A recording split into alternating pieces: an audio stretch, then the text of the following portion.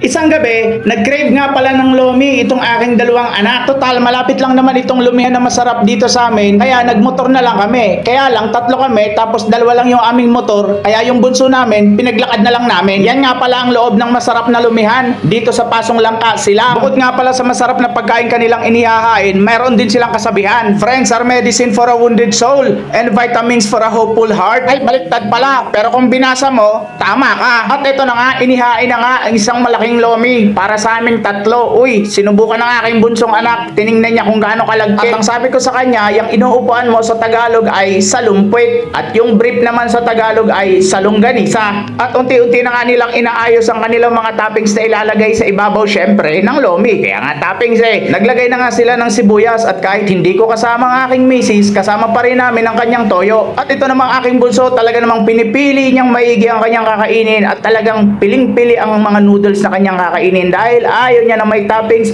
puro lang siya noodles. At yan, overload po yan. Grabe po.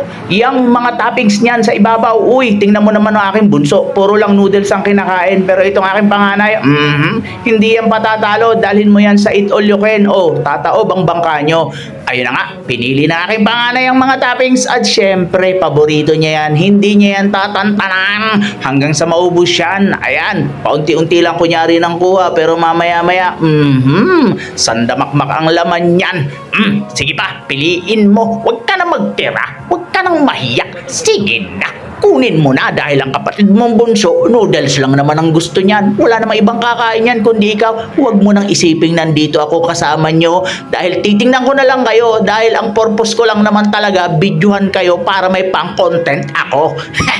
O sige, tirahin nyo na yan. Ubusin nyo. Pakasarap kayo. Pero sana, maisip nyo rin na nagugutom din ako. Hindi lang sa taga-video nyo, hindi lang sa taga-kuha nyo, at hindi ligit sa lahat, hindi lang taga-bayad nyo. Ayan ang anak kong bunso. O sige, banatan mo yung noodles at tinira na nga na aking panganay ang noodles din. Pero, pademure ng kunti. Ayan, yan po talaga ang laman ng Lomi Overload ng MCs. Uy, ayan, sa wakas nagutom na ako. Kumuha na ako, naglagay na rin ako ng toyo. Paborito ko talaga toyo ng misis ko. Ayan, kasama ko may kasama pang sili para maanghang, masarap.